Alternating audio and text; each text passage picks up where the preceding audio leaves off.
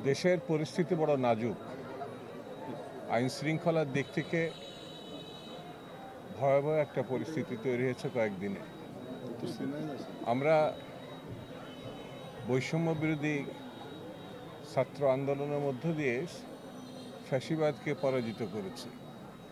গণতন্ত্রের ফিরে আসার একটি সম্ভাবনা দেখা দিয়েছে, কিন্তু 6 মাস থেকে 7 মাসে আমরা পড়েছি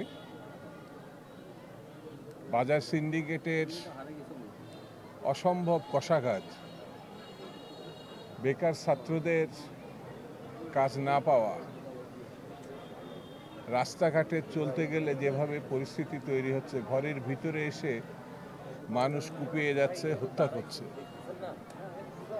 তখনই মানুষ শিউরে ওঠে। বাসের মধ্যে যখন মেয়েরা লাঞ্ছিত হয়, নিগৃহীত হয়, ঢাকা বিশ্ববিদ্যালয়ের মেয়েরা, বিভিন্ন বিশ্ববিদ্যালয়ের মেয়েরা যখন রাস্তায় নেমে এটার প্রতিবাদ করে, সুরাহা চায়, তখন মধ্যরাত্রে স্বরাষ্ট্রমন্ত্রী সাংবাদিক সম্মেলনে যখন উপস্থিত হয়, তখনই আমরা বুঝতে পারি দেশের অবস্থা কতটা ভয়াবহ।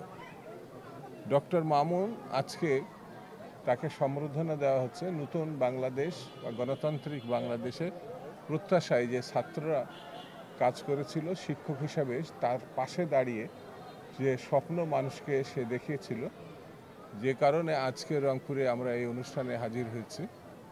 কিন্তু মূল বিষয়টি, আবু সাইদের পিতাও এখানে উপস্থিত আছে।